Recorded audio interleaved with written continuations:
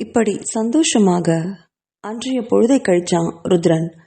இரவு உணவை எல்லாரும் சேர்ந்து சந்தோஷமா சாப்பிட்டதுக்கு அப்புறம் சிவன்யாவோட அறைக்கு கணவன் மனைவி 2 பேரும் அன்போட ஒருவரை ஒருவர் ஆற தழுவிட்டு தங்களுடைய உணர்வுகளை வெளிப்படுத்திக்கிட்டாங்க. விடியற் காலையில 3 மணிக்கு மேல திடீர்னு ருத்ரனோட செல்போன் கூப்பிட்டுச்சு. அதை கேட்டு அடிச்சு பிடிச்சிட்டு எழுந்து பார்த்தான். வினித் தான் கூப்பிட்டுருந்தான். இந்த நேரத்துல அவன் ஏன் கூப்பிடுறான் என்று பதட்டத்தோட, ஹலோ வினித், என்னாச்சு, என்ன இந்த நேரத்துல கூப்பிட்டுருக்கீங்க என்றான். சார், வெண்பா இப்பதான் கண்ணு முடிச்சா, என்னை பார்த்து சிரிச்சா சார், அப்புறம் கண்ணை மூடிட்டா. எனக்கு என்ன பண்றதுனே தெரியல, டென்ஷனா இருக்கு சார், கொஞ்சம் சீக்கிரம் வரீங்களா என்றான் பதட்டத்தோட. வினித்தோட அந்த பேச்சுல அதிர்ந்து போனான் ருத்ரன். பக்கத்துல நல்லா தூங்கிட்டு இருந்த சிவன்யாவை தட்டி எழுப்பினான். சிவன்யாவும் ருத்ரன் சொன்னதை கேட்டு உடனே வேகமா உடைய மாத்திக்கிட்டு வெளியில வந்தா. அப்படி வெளியில கிளம்பின சிவன்யா கிட்ட, கிளம்பலாம் சிவன்யா, இதுக்கு மேல இங்க இருக்க முடியாது, இன்னொரு நாள் வரலாம் என்றவன் உடனே ஃப்ளைட் டிக்கெட்டை புக் பண்ணான். விடியற் காலையிலேயே சிவன்யாவோட வீட்டில் இருக்கவங்களெல்லாம் எழுப்பி விஷயத்த சொன்னாங்க. அதை கேட்டவங்க சிவன்யாவுக்கும் ருத்ரனுக்கும் பேக் செய்யறதுல உதவி பண்ணாங்க. அடுத்த சில மணி நேரத்திலேயே ருத்ரனும் சிவன்யாவும் மும்பைக்கு வந்து சேர்ந்தாங்க. வீட்டுக்குள்ள வந்த ருத்ரன் நேரா தன்னோட தங்கையை தேடி ஓடினான். அப்போ அவ இன்னும் கண்மூடி இருக்கிறது எப்பவும் படுத்துட்டு இருக்கிற மாதிரி இருந்தா. அதை பார்த்து வினித்தை பார்த்து, என்னாச்சு வினித், அதுக்கப்புறம் கண்ணு முழிக்கலையா என்றான். இல்லை சார், ஆனால் நான் டாக்டருக்கு கால் பண்ணி கேட்டேன். அவர் சொன்னார் எப்போ வேணாலும் மறுபடியும் கண்ணு திறக்கலாம், அதனால பக்கத்திலே இருங்க அப்படின்னு. அதை கேட்டதும் சற்று தன்னை ஆசுவாசப்படுத்திக்கிட்டான் ருத்ரன். சிவன்யாவோட மனநிலையோ ரொம்ப போராட்டமாகவே இருந்தது. வெண்பா கண் விழிச்சிட்டா அப்படிங்கிற செய்தி அவளுக்கு ரொம்ப சந்தோஷத்தை கொடுத்தது. ருத்ரனை திரும்பி பார்த்தவர், நீங்க போய் குளிச்சுட்டு வாங்க, நீங்க வர வரைக்கும் நான் வெண்பா பக்கத்துல இருக்கேன் என்றார். அதை கேட்ட ருத்ரன், வேண்டாம் சிவன்யா, நீ கொஞ்ச நாளைக்கு இந்த ரூம் பக்கம் வராதே என்றான். அவன் சொன்னதை கேட்ட வினித்துக்கும் சிவன்யாவுக்கும் ரொம்ப அதிர்ச்சியா இருந்தது. ஆனா பக்கத்துல அதை கேட்ட வசுந்தராவுக்கும் மனசு ரொம்ப இதமா இருந்தது. அப்படி வா வழுக்கி, இப்ப தெரியுதா ருத்ரன் தன் தங்கையை விட வேற எதையுமே பெருசா எடுத்துக்க மாட்டான்னு என்றபடி சிவன்யாவை திரும்பி பார்த்தா. வசுந்தராவோட பார்வையை கண்டு உதட்ட கடிச்ச சிவன்யா ருத்ரன் தயக்கமா பார்த்தா. நான் சொல்றத கேளு சிவன்யா, நான் சொல்ற வரைக்கும் இந்த அரை பக்கம் நீ வரவே வராத, தயவு செஞ்சு வெளியில போ என்றான். அவனுடைய பேச்சுல அவமானத்துல முகம் சிவந்தவ ருத்ரன் கிட்ட எதுவும் பேசாம அமைதியா வெளியே போனான். அவளை பின்தொடர்ந்து வந்த வசுந்தரா, ஹேய் நில்ல என்றதும் அவளை பார்த்து திரும்பினான். நான் தான் அன்னைக்கே சொன்னேன்லடி, உனக்கு நினைவிருக்கா, என்னதான் ருத்ரன் உன்னை தலைக்கு மேல தாங்கி வச்சு கொஞ்சினாலும் தன்னோட தங்கைன்னு வந்தா உன்னை கழுத்தை பிடிச்சி வெளியே தள்ளிடுவான்னு அன்னைக்கே சொன்னனே இல்லையா, அது அப்படியே நடந்திருக்கு பாத்தியா என்றாள் எகத்தாளமாக. அதை கேட்ட சிவன்யா அடிப்பட்ட பார்வையோட வசுந்தராவை பார்த்தா. ஆம், அவ சொல்றது முற்றிலும் உண்மை. ருத்ரன் தன்னை ஏத்துக்கிட்டதுக்கு அப்புறம் 4 நாளைக்கு அதுக்கப்புறமா வசுந்தரா அன்னைக்கு அவளை தேடி அவளோட அறைக்கு வந்திருந்தா. அன்னைக்கு வசுந்தரா அவகிட்ட பேசுனது இன்னைக்கும் அவ காதுகள்ல எதிரொலிச்சுது. ஹேய், ருத்ரன் உன்னை ஏத்துக்கிட்டாருன்னு ரொம்ப ஆடாதடி, உனக்கு அவரை பத்தி எதுவுமே தெரியாது. அவர் வெண்பாவுக்காக உயிரை கூட கொடுப்பாரு. நீ என்னதான் அவருக்கு காதல் மனைவியா இருந்தாலும் வெண்பா உன்னை வெளியில போன்னு சொன்ன அடுத்த வினாடியே உன்னை வெளியே தள்ளிடுவார் என்றாள். அதை கேட்ட சிவன்யாவும், ருத்ரன் தன்கிட்ட இவ்வளவு அன்பா நடந்துட்டு இருக்கான், அப்படி இருக்கும்போது தன்னையெல்லாம் வெளியில அனுப்ப மாட்டான், நானே வெளியில போறேன்னு சொன்னாலும் அவன் தடுத்துருவான், வெண்பாவை சமாதானம் பண்ணுவான்னு மனசுல நம்பிக்கையோட இருந்தா. ஆனா இன்னைக்கும் வெண்பா கண்ணை முழிக்கிறதுக்கு முன்னாடியே தன்னை அந்த அறைக்குள்ளேயே வரக்கூடாதுன்னு சொல்றான். இதை எப்படி எடுத்துக்கிறதுன்னு தெரியாம குழம்பி போனான். அப்போ இவ்வளோ நாள் அவன் கூட நம்ம வாழ்ந்த வாழ்க்கை. ஆனாலும் ருத்ரனோட பேச்ச அவ தட்டவே இல்லை. அடுத்து வந்த 3 நாட்களும் அவ வெண்பாவோட அறைக்குள்ள போகவே இல்லை. 3ஆவது நாள் மறுபடியும் கண்ணு வச்சா வெண்பா. அப்போ அவன் பக்கத்துல ருத்ரனும் வினித்தும் வசுந்தராவும் நின்றுட்டு இருந்தாங்க. அவங்கள ஒரு தடவை சுத்தி பார்த்தா வெண்பா. பிறகு கண்கள்ல நீரோட அண்ணா என்று வாய் திறந்து பேசுறதும் ருத்ரனுக்கு தாங்கவே முடியல. அவளை அப்படியே அவ மேல விழுந்து கட்டி அணைச்சான். வெண்பா, எந்திரிச்சிட்டியாடா, இந்த அண்ணனை எவ்வளவு துடிக்க வச்சுட்டடா நீ என்று கதறினான். உடனே வினித் வெண்பாவோட கைகளை இறுக பிடிச்சான். வெண்பா வெண்பான்னு கூப்பிட அவளுடைய கைகளை தூக்கி வினித்தோட கன்னத்துல வச்சா. அவ்வளவுதான், வினித்திற்கும் அழுகை பொங்கிட்டு வந்தது. இதையெல்லாம் பார்த்த வசுந்தராவுக்கு இப்போ மனசு குற்ற உணர்வுல கொஞ்சம் தள்ளாடிச்சு. பாவம், என்னாலதான் இத்தனை வருஷமும் படுத்த படுக்கையா இருந்திருக்கா என்று அவளுடைய மனசு எங்கேயோ ஒரு பக்கம் இடிச்சுது. உடனே அவ ஓடி வந்து வெண்பா என்று கூப்பிட வசுந்தராவை பார்த்த வெண்பாவோட உதட்டுல சின்ன புன்னகை வந்தது. வசு என்று அழகாக கூப்பிட்டவ அடுத்த வினாடி அவ கேட்ட கேள்வியில எல்லாரும் உறைஞ்சு போனாங்க. ஆமா வசு, நீங்க 3 பேர் மட்டும் இருக்கீங்க, சிவன்யா எங்க என்றாள். அவ்வளவுதான், அத்தனை பேரும் அந்த இடத்திலேயே உறைஞ்சு போனாங்க. ருத்ரன் நம்பவே முடியாம வெண்பாவை கண்கொட்டாம பார்த்தான். அண்ணா, சிவன்யா எங்க? அண்ணா, அவளை நான் பார்க்கணும் என்றாள். அப்படி சொல்லிட்டு இருக்கும் போதே திடீர்னு அவளுடைய கண்கள் சொருகி அப்படியே மறுபடியும் மயங்கி போனான். அதை கண்டு அதிர்ந்து போனான் ருத்ரன். என்ன நர்ஸ், என்னாச்சு? டாக்டரை கூப்பிடுங்க, மறுபடியும் அவ கோமாவுக்கு போயிட்டாளா என்று பதறினான். பக்கத்துல இருந்த நர்ஸ் மேரி, சார் அதெல்லாம் ஒன்றும் இல்லை, எழுந்து கண்ணை முழிச்சு பேசிட்டாங்க இல்லையா, அதுக்கப்புறம் அவங்களுக்கு எதுவும் ஆகாது, ரொம்ப டயர்டாக இருப்பாங்க, அதனால் அப்படியே தூங்கிட்டாங்க, அவ்வளோதான், நீங்கள் போய் அந்த சிவன்யாவை வர சொல்லுங்க என்றாள். நர்ஸ் மேரிக்கும் வெண்பா சிவன்யாவை கூப்பிட்டது ரொம்ப சந்தோஷமா இருந்தது. பாவம் அந்த பொண்ணு சிவன்யா, இவங்க அந்த பொண்ணை படுத்துகிற பாட்டுக்கு வேற யாராவது இருந்தா இந்நேரம் வீட்டை விட்டே வெளில போயிருப்பாங்க என்று நினைச்சா நர்ஸ். உடனே தன்னோட மனைவியை நாடி ஓடி போனான் ருத்ரன். அவள் அவர்களோட படுக்கை அறையில ஜன்னல் ஓரத்தில் நின்னபடி வானத்தையே விரிச்சு பார்த்துட்டு இருந்தா. அவ அங்க எதை தேடுறாளோ என்று நினைச்சவன் அவ பக்கத்துல வந்து நின்று சிவன்யா என்று மெதுவாக கூப்பிட்டான். அந்த குரல்ல திடுக்கிட்டு திரும்பினவ அங்க ருத்ரனை பார்க்க அவளுக்கு மனசெல்லாம் ரொம்ப பாரமா இருந்தது. முகத்தை வேறு பக்கம் திருப்பிக்கிட்டா. அதை உணர்ந்த ருத்ரன், சிவன்யா, வெண்பா கண்ணு முடிச்சு உன்னை தேடுறா, வா என்றபடி அவளுடைய கைகளை பிடிச்சான். சிவன்யாவுக்கு இப்ப நடக்கிறது எதுவும் நம்ப முடியல. வெண்பா தன்னை தேடுறாளா? நினைவு வந்துருச்சா? அப்படி நினைவு வந்திருந்தா அவ என்னை தேட மாட்டாளே என்று மனசுல யோசிச்சா. ருத்ரனை குழப்பத்தோட பார்த்தா. எனக்கும் நீ கேட்குற கேள்விக்கெல்லாம் பதில் இல்லை சிவன்யா. எந்திரிச்ச உடனே எல்லாரையும் பார்த்துட்டு சிவன்யா எங்கேன்னு தான் கேட்டா. அடுத்த தடவை கண்ணு திறக்கும்போது நீ அவளோட இருக்கணும், வா என்றான். அவளை இழுத்துட்டு அந்த அறைக்கு போனான். ருத்ரனோட பின்னாடியே போன சிவன்யாவுக்கு இதெல்லாம் என்ன குழப்பம்னு இருந்தது. இவனுக்கு தேவைனா இவளை வச்சுக்குவான், தேவையில்லைனா தூக்கி வீசிடுவானா என்று மனசுல நினைச்சா. ஆனாலும் எதுவும் பேசாம ருத்ரனை பின்தொடர்ந்தா. மீண்டும் கண்ணு விழிச்ச வெண்பா சிவன்யாவை பார்த்து அவளுடைய கைகளை அன்பா பிடிச்சுக்கிட்டா. சிவன்யா என்று வாயை திறந்து அழைச்சதும் அவளுக்கு இத்தனை நாட்கள் இருந்த பாரமும் குழப்பமும் தீர்ந்தது. வெண்பா என்று அவளை இறுக்கமா கட்டிக்கிட்டா. அவளை இறுக அணைத்த வெண்பா மீண்டும் தூக்கத்துக்கே போனா. மருத்துவர் வந்து பரிசோதிச்சாங்க. இனி அவளுடைய உடல்ல முன்னேற்றம் தான் இருக்குமே தவிர பின்னடைவு இருக்காதுன்னு சொன்னதும் எல்லாத்தோட மனசுலையும் சந்தோஷம் பொங்கி வழிஞ்சது. அன்னைக்கு இரவு ருத்ரன் அவங்களோட அறைக்கு தூங்குவதற்காக வந்தான். அதை பார்த்த சிவன்யா ருத்ரன் கிட்ட எதுவுமே பேசாம தன்னோட முதுக காட்டியபடி படுத்துக்கிட்டா. சென்னையிலிருந்து மும்பைக்கு வந்த இந்த 3 நாளுமே அவன் அவங்களோட அறைக்கு வந்து தூங்கவே இல்லை. தனி அறையில தான் தங்கிட்டு இருந்தான். சிவன்யா கிட்ட ஒரு வார்த்தை கூட அவன் பேசல. ஆனா இன்னைக்கு அவன் மறுபடியும் அவங்களோட அறைக்கு வந்து சிவன்யாவை தொட்டதும் அவளால தாங்க முடியல. அவனோட கையை தட்டி விட்டபடி அவன் முகத்தை கூட பார்க்காம முதுக காட்டி மறுபடியும் படுத்துக்கிட்டா. அதை பார்த்த ருத்ரனுக்கு மனசு ரொம்ப வேதனையா இருந்தது. இவள் தன்னை எப்பதான் புரிஞ்சுக்குவாளோ அப்படின்னு நினைச்சான். இங்க பாரு சிவன்யா, வெண்பா எப்ப வேணாலும் கண்ணு முழிச்சு என்னை தேடுவா, அதனாலதான் இந்த ரூமுக்கு நான் 3 நாளா வரல, தயவு செஞ்சு என்னை தப்பா எடுத்துக்காத என்றபடி அவளுடைய இடுப்புல அவனுடைய கையை வச்சான். மறுபடியும் அவனோட கையை தட்டி விட்டவ கண்கள்ல நீரோட எழுந்து உட்கார்ந்து அவனை பார்த்தான்.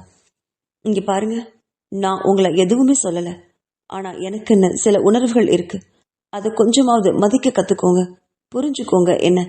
என்ன கொஞ்ச நாளைக்கு இந்த விஷயத்துல தொந்தரவு பண்ணாதீங்க, என்னை தனியா விடுங்க ப்ளீஸ் என்று கையெடுத்து கும்பிட்டு கெஞ்சினான். அதை கேட்ட ருத்ரனுக்கு ஆத்திரம் பற்றி கொண்டு வந்தது. ஆனாலும் எதுவும் பேசாம அந்த அறையை விட்டு மடமடன்னு வெளியில போனான்.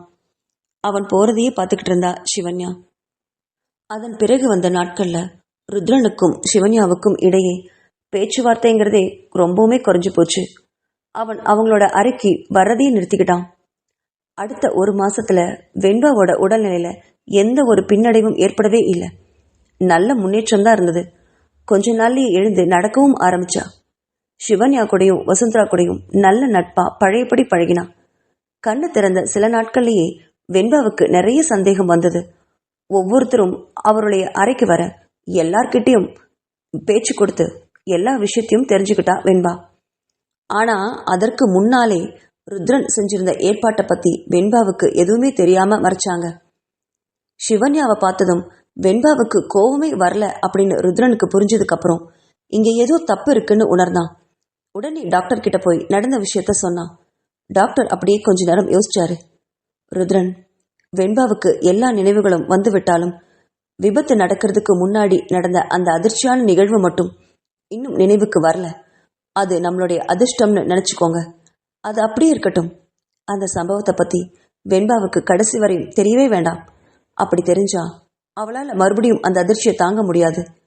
மறுபடியும் ஏதாவது நடந்தா நம்மளால வெண்பாவை காப்பாற்றவே முடியாதுன்னு சொன்னாரு. அதை கேட்டதும் ருத்ரனுக்கு ஒரு பக்கம் சந்தோஷமும் மறுபக்கம் கவலையும் ஏற்பட்டுச்சு.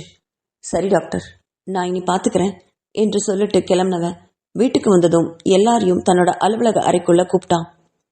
எல்லாரும் வந்ததும் மருத்துவர்கிட்ட அவன் பேசின விஷயத்தை பத்தி பேசினான். அதை கேட்ட வசுந்தராவுக்கு இப்போ எல்லாம் புரிஞ்சுது. ஹோ, அதனாலதான் அவ சிவன்யாவை கேட்டாளா? அப்படின்னா அவளுக்கு அந்த சம்பவம் நினைவுக்கே வரலையா? அப்படி வராம போயிட்டா ருத்ரனையும் சிவன்யாவையும் எப்படி பிரிக்க முடியும் அப்படின்னு யோசிச்சா. சிவன்யாவோட மனநிலையோ அதை கேட்டு ரொம்ப சங்கடமா இருந்தது.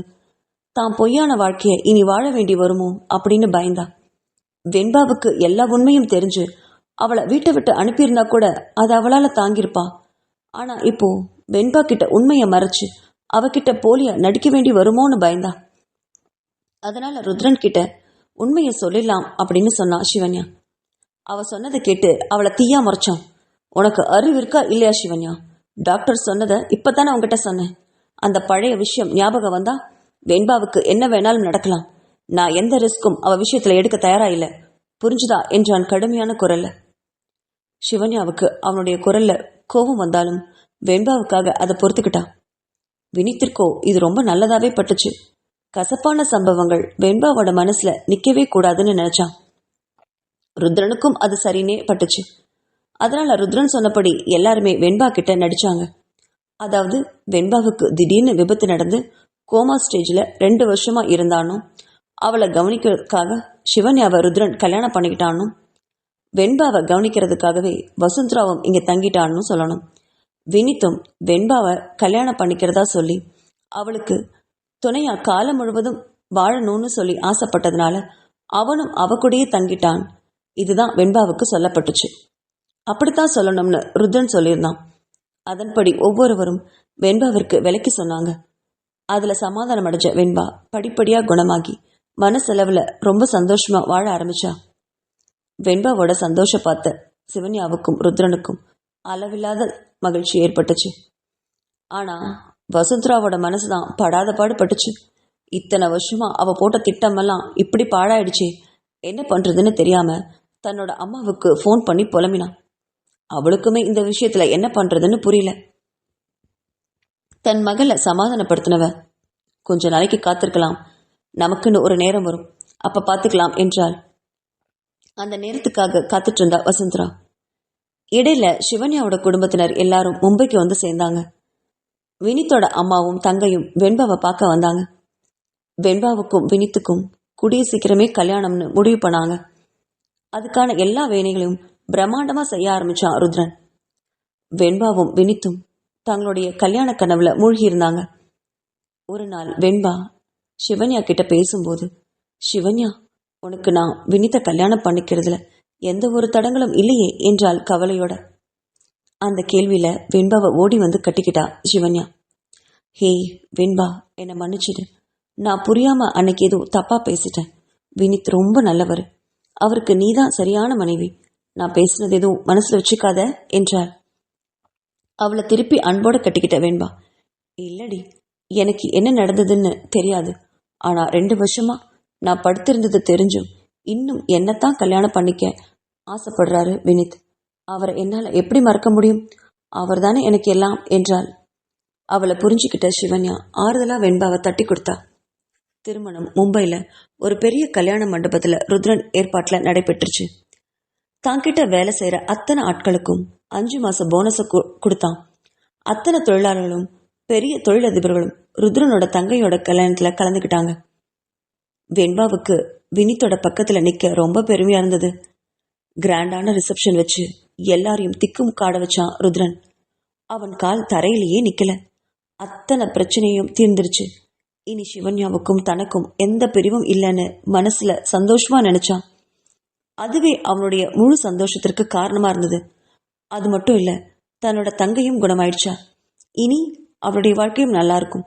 பழைய கசப்பான சம்பவங்கள் எதுவுமே அவ மனசுல இல்ல அப்படின்னு நினைச்சவனுக்கு இதை விட வேற என்ன வேணும் அப்படின்னு நினைச்சான். திருமண மண்டபத்துல தன் கணவனையே வெச்சை கண்ணு வாங்காம பாத்துக்கிட்டு இருந்தா சிவன்யா. அப்பப்பா, தன் தங்கை மீது அவனுக்கு எவ்வளவு உயிர். அவளை தரையில கூட விட மாட்டேங்கிறான். அந்த அளவுக்கு தாங்குன்னு தாங்குறான்னு சற்று பொறாமையா கூட நினைச்சா சிவன்யா. தன்னோட மனைவிய பார்த்த ருத்ரன் அவளை திரும்பி பார்த்து ஒற்றை புருவத்தை தூக்கினான். அதுல முகம் சிவந்தவ மெதுவா நகர்ந்து போயிட்டா. அவளை பின்தொடர்ந்து வந்த ருத்ரன் அவ ஒரு அறைக்குள்ள போனதும் அந்த கதவை இழுத்து சாத்தினான். யாருன்னு அதிர்ந்து போய் பின்னாடி திரும்பி பார்த்தா சிவன்யா. ருத்ரனை பார்த்ததும் மறுபடியும் முகம் சிவந்தா. ஹேய், என்னடி புது பொண்ணு என்னோட தங்கச்சியா இல்ல நீயா என்றபடி அவ பக்கத்துல வந்தான். ஆம், வெண்பாவுக்கு என்னெல்லாம் அலங்காரம் பண்ணியிருந்தாங்களோ அத்தனையும் சிவன்யாவுக்கும் பண்ணியிருந்தாங்க. பார்க்க பார்க்க ருத்ரனுக்கு தெவிட்டவே இல்லை. அவ்வளவு அழகா இருந்தா சிவன்யா, பூத்து குலுங்கும் ரோஜாவை மாதிரி. அவ பக்கத்துல வந்தவன் மெதுவா அவளுடைய கன்னத்தை தொட்டான். அதுல முகம் சூடாகி, போங்க, எல்லாரும் காத்துட்டு இருக்காங்க, இங்க வந்து என்ன பண்ணிட்டு இருக்கீங்க, கிளம்புங்கன்னு சின்ன சினுங்களோட கணவனை பிடிச்சு தள்ளினான். ஆனா அவன் போகாம, ஏய் என்னடி ஓவர பந்தா பண்ற என்றவன் அவளை இழுத்து அணைச்சான். அவ தலையில இருந்த பூக்களோட வாசனை அவனை ஏதோ செய்ய அவளுடைய கழுத்துக்கு கீழே தன்னோட முகத்தை கொண்டு வந்தான். அப்போ திடீர்னு தடதடன்னு கதவு தட்டப்பட்டுச்சு. 2 பேரும் அந்த அதிர்ச்சியில விலகினாங்க. ருத்ரனை பார்த்து முறைச்ச சிவன்யா, நான் அப்பவே சொன்னேன்ல, ஏன் இப்படி என் மானத்தை வாங்குறீங்க என்றபடி ஓடி போய் கதவை திறந்தா. அங்க வசுந்தரா தான் நின்றுட்டு இருந்தா. கணவன் மனைவி 2 பேரோட கோலத்தையும் பார்த்தவளுக்கு வயிறு எரிஞ்சுது. இதை இப்படியே விடக்கூடாதுன்னு மனசு நினைச்சவ ருத்ரனை பார்த்து, ஐயர் உங்களை கூப்பிடுறாரு போங்க என்றாள். அவன் தன் மனைவியை பார்த்து கண்ணடிச்சுட்டு அங்கிருந்து கிளம்பினான். வசுந்தரா சிவன்யாவை பார்த்து மறைச்சா. ஆனா அதையெல்லாம் கண்டு கொள்ளாத சிவன்யா, வசுந்தரா, நீ இப்படி எத்தனை நாளைக்கு இங்கே இருக்க போற? நீயும் உன்னோட வாழ்க்கையை பார்க்க போகணும் இல்லையா? வெண்பாவோட கல்யாணம் முடிஞ்சதும் இங்கிருந்து கிளம்பிடு வசுந்தரா, அதுதான் உனக்கு ரொம்ப நல்லது அப்படின்னு கடுமையான குரலை சொன்னவ ருத்ரனை பின்தொடர்ந்து ஓடி போனான். அவங்க 2 பேரும் ஜோடியா சிரிச்சுக்கிட்டே போறத ஒரு குரோதத்தோட பார்த்துக்கிட்டே இருந்தா வசுந்தரா. உனக்கு இருக்குடி, வெண்பாவுக்கு பழைய நினைவு வரலன்னு தானே இந்த ஆட்டம் போடுற. அவளுக்கு பழைய நினைவை நான் வர வைக்கிறேன் என்று மனசுல சபதம் எடுத்தவ திருமணம் நடந்து முடியும் வரை காத்துட்டு இருந்தா வசுந்தரா. மணமேடைக்கு வந்த சிவன்யாவும் ருத்ரனும் வெண்பாவையும் வினித்தையும் மனமாற ஆசீர்வாதம் செய்ய வினித் வெண்பாவோட கழுத்துல திருமாங்கல்யத்தை கட்டினான். வெண்பாவையும் வினித்தையும் ஜோடியா பார்த்த மற்ற எல்லாருமே அவங்கள மனமாற வாழ்த்தினாங்க. கல்யாணம் நல்லபடியா முடிஞ்சது. வெண்பாவோட திருமணத்துக்காக வந்திருந்த உறவினர்கள் எல்லாருமே ஒவ்வொருவரா போட்டோக்கு போஸ் கொடுத்துட்டு இருந்தாங்க. அப்ப எல்லாருமே ஜோடி ஜோடியா குடும்பத்தோட நிக்க வசுந்தரா மட்டும் தனியாவே நின்றுட்டு இருந்தா. அவளை யாரும் கண்டுக்கவே இல்லை. அது அவளுக்கு ரொம்ப பெரிய வருத்தத்தையும் கோவத்தையும் கொடுத்துச்சு. இங்க தான் அதிகபட்சம் அப்படிங்கிற ஒரு உணர்வு இங்கிருந்து சீக்கிரம் போயிடணும்னு தோணுச்சு. ஆனா வெண்பாவோட முகத்திலையும் சிவன்யாவோட முகத்திலையும் சந்தோஷத்தை கண்டவளால அதை கெடுக்காம இங்கிருந்து போக மனசு வரல. இனி ருத்ரனும் வேண்டாம், அவனுடைய உறவும் வேண்டாம் அப்படின்னு நினைச்ச வசுந்தரா இனி அவங்கள பிரிக்காம போகவே கூடாது. எனக்கு கிடைக்காத ருத்ரன் வேற யாருக்கும் கிடைக்கவே கூடாதுன்னு மனசுல வீம்பா நினைச்சா. கல்யாணம் முடிஞ்சதும் எல்லாரும் அவங்கவுங்க கிளம்ப ஆரம்பிக்க மண்டபமே காலியாக ஆரம்பிச்சது. புதுமண தம்பதிகளை ருத்ரன் வீட்டுக்கு கூட்டிட்டு வந்தான். அதுக்கப்புறம் வெண்பாவுக்கும் வினித்துக்கும் முறைப்படி எல்லா சடங்கும் நடந்துச்சு. கல்யாணம் முடிஞ்சு சிவன்யாவோட குடும்பத்தினரும் வினித்தோட குடும்பத்தினரும் கிட்டத்தட்ட 1 வாரம் அவங்களுடைய வீட்டிலே இருந்து எல்லா சடங்குகளையும் நிறைவேற்றினாங்க. அந்த வீடு அவங்க இருந்த நாட்கள்ல ரொம்ப கலகலப்பா இருந்தது. எல்லாம் முடிஞ்சு எல்லாரும் அவங்கவுங்க ஊருக்கு போனதுக்கு அப்புறம் வெண்பாவோட வாழ்க்கை நீரோடை மாதிரி எந்த சர்க்குலும் இல்லாம அமைதியா சந்தோஷத்தோட போச்சு. அடுத்த நாள் வினித்தும் ருத்ரனும் அலுவலகத்திற்கு கிளம்பி போக சிவன்யா கிச்சன்ல வெண்பாவுக்கு பிடிச்ச சமையல பண்ணிட்டு இருந்தா. அதுதான் சமயம்னு உணர்ந்த வசுந்தரா மெதுவா வெண்பாவை தேடி அவளோட அறைக்கு போனா. வெண்பா அங்க புத்தம் புது தாலி கழுத்துல மின்ன உதட்டுல அழகான புன்னகையோட அறையில நின்று துணிமணிகளை அடுக்கிட்டு இருந்தா. அத கொஞ்ச நேரம் வெச்சைக்கண்ணு வாங்காம பார்த்துக்கிட்டே இருந்தா வசுந்தரா. இந்த சந்தோஷம் இன்னும் எத்தனை நிமிஷம் இருக்க போகுதுன்னு நானும் பார்க்கறேன்டி என்று மனசுல கருவினா. பிறகு மெதுவா வெண்பா கிட்ட வந்து, வெண்பா, நான் இன்னும் 2 நாள்ல எங்க அம்மா கூட பாரிஸ்ல போய் செட்டில் ஆகணும்னு நினைக்கிறேன் என்றான். அதை கேட்ட வெண்பா அதிர்ந்து போனா. என்னடி வசு, இப்பதானே குணமாகியிருக்கேன், கொஞ்ச நாள் என் கூட இருக்கலாம் இல்லையா? அதுக்குள்ள என்னடி அவசரம்? அங்க உங்க அம்மா தனியா தானே இருக்காங்க, அவங்கள வேணா நம்ம கூட வச்சுக்கலாம், நீயும் எங்க கூடயே இரு வசு என்றார். இல்ல வெண்பா, நான் வந்து கிட்டத்தட்ட 2 வருஷத்துக்கு மேல ஆயிடுச்சு. இதுக்கு மேலேயும் இங்க இருந்தா அது நல்லா இருக்காது பாரு. உனக்கும் இப்போ கல்யாணம் ஆயிடுச்சு, சிவன்யாவுக்கும் கல்யாணம் ஆயிடுச்சு. இங்க நான் எக்ஸ்ட்ரா உங்க 2 பேர்கிட்டையும் என்னால் எப்படி ஃப்ரீயா பேச முடியும்? அதுவும் இல்லாம எனக்கும் ஒரு வாழ்க்கை இருக்கு இல்லையா, அதை தேடி நான் போய்த்தானே ஆகணும், அதுதானே சரி என்று வெண்பாவை பார்த்தபடியே கேட்டா வசுந்தரா. அவ சொல்றதும் சரின்னு பட்டுச்சு வெண்பாவுக்கு. ஓடி வந்து வசுந்தராவை ஆற தழுவிக்கிட்டா. ரொம்ப நன்றி வசு, நான் படுத்த படுக்கையா இருந்தப்போ எனக்கு நீ நிறைய உதவி பண்ணிருக்கேன், அதெல்லாம் எனக்கு நினைவிலே இல்லை. ஆனாலும் என் கூடவே இருந்து என்னை இந்த அளவுக்கு சரி பண்ணி கொடுத்ததுக்கு ரொம்ப நன்றி என்றால் குரல் தழுக்க. அடடா, இதெல்லாம் என்னம்மா பெரிய பெரிய வார்த்தையெல்லாம் பேசிட்டு இருக்க, விடு பரவாயில்ல பார்த்துக்கலாம் என்று கூறிய வசுந்தரா. ஆமா, நான் பாரிஸ்க்கு போயிட்டா உன்கிட்ட எப்படி பேசுறது? எப்ப பேசுறதா இருந்தாலும் நைட் வினித் வந்ததுக்கு அப்புறம் தான், வினித் மூலமா தான் உன்கிட்ட பேசணுமா என்றால் ஏக்கத்தோட. அதை புரியாம பார்த்த வெண்பா, என்ன வசுந்தரா, என்கிட்ட தான் போன் இருக்கே, நீ போன் பண்ணி பேசு என்றாள். அப்பதான் வெண்பாவுக்கு நினைவுக்கே வந்தது தான் கிட்ட போனே இல்லைங்கிறது. இத்தனை நாட்களும் போன் அப்படிங்கிற நினைவு வராம இருந்ததே அவளுக்கு ரொம்ப ஆச்சரியமா இருந்தது. ஆமா வசு, என்னோட போன் எங்க என்றாள். வசுந்தராவை பார்த்து அவ கேட்ட அந்த கேள்வியில வசுந்தராவோட கண்கள் பளிச்சிட்டது.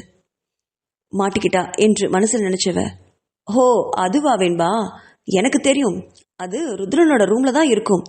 அவர் உனக்கு ஆக்சிடென்ட் ஆனப்போ அது அவருடைய கபோர்ட்ல வச்சதாதான் எனக்கு நினைவு. வேணும்னா அவரோட ரூம்ல போய் நம்ம தேடி பார்க்கலாமா என்றாள். சரி வா வசு, எனக்கும் என்னோட போன் வேணும், அது கிடைக்கலனா வேணா நம்ம புது போன் வாங்கிக்கலாம் என்றவள் வேகமாக வசுந்தராவை கூப்பிட்டுட்டு ருத்ரனோட அறைக்கு போனான். சிவன்யா அப்போ கிச்சன்ல இருந்ததுனால வெண்பா ருத்ரனோட அறைக்கு போனது அவளுக்கு தெரியவே இல்லை. அறைக்குள்ள போன வெண்பா ஒவ்வொரு கபோர்டையும் திறந்து பார்த்தா. எங்கேயும் அது கண்டுபிடிக்க முடியல. வசுந்தராவை பார்த்து பாவமா உதட்ட பிதிக்கினான். எங்கேயும் இல்லையே வசு, இப்ப என்ன பண்றது என்றாள்.